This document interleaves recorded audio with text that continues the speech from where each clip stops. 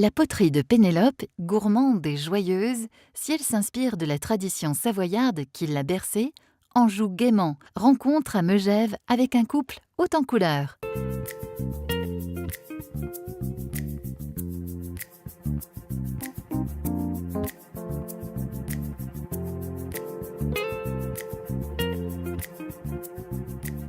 On a eu souvent des coups de cœur pour la création avec mon mari, chacun un petit peu dans notre domaine.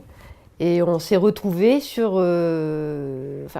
à propos de la terre, tout simplement parce qu'on est allé habiter à Saint-Gervais et où un potier organisait des stages. Donc je me suis inscrite et puis tout est parti de là.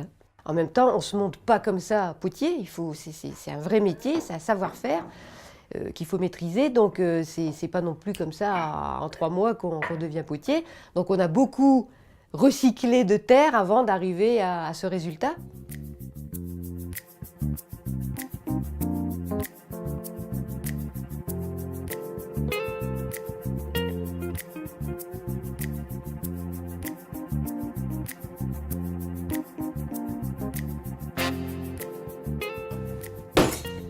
Voilà. Et donc à partir de ce moment-là, je vais tourner la pièce, essayer de tourner donc une coupe à fruits. Alors cette terre vient de Bayeux, en Normandie. C'est une terre qui est grise donc au départ et qui cuit légèrement blanche, laiteuse à la cuisson. Donc on travaille aussi avec de la terre rouge, la terre d'Espagne. Toutes les pièces qui sont dans les couleurs ocre, brun miel, vert foncé. Et sur la terre blanche, on a toutes les couleurs pastel, les tagadas, les verts, les bleus glaciers.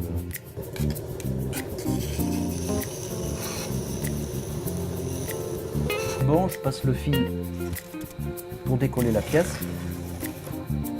Voilà.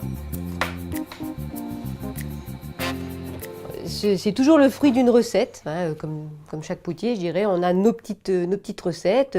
Pour le bleu, on a tel oxyde, 1 gramme de ci, 1 gramme de ça. On fait notre petite cuisine.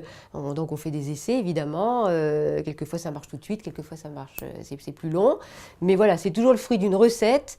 Et tout est fait à base d'oxyde métallique, comme le cuivre, le cobalt, le manganèse, etc.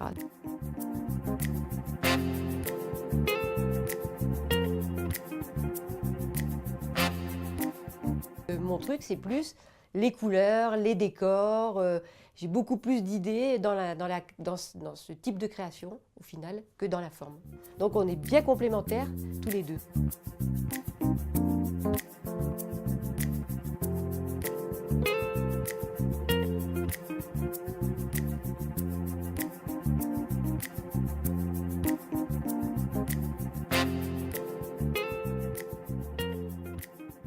Alors souvent, les clients qui rentrent dans la boutique me disent ah, dis donc, ça change les couleurs, c'est joli, parce que je leur dis, donc je leur réponds, mais moi, mon mot préféré, c'est multicolore. Multicolore, moi, ça me fait vibrer. Moi, j'adore les mélanges. Je pousse souvent les clients qui sont quelquefois un peu réticents, qui sont un petit peu encore dans le classique, avec leurs ficelles, leurs couleurs neutres, etc. Je leur dis, mélangez, c'est plus gai, c'est toujours le mot qui... Il faut que la table soit joyeuse. Il faut que le matin, quand on se mette à table pour le petit-déj, un jour, on tombe sur du bleu, le lendemain, c'est le rose, le surlendemain, c'est le vert, et puis un jour, c'est une vache, le lendemain, c'est la poule, et voilà, on aime ça, nous.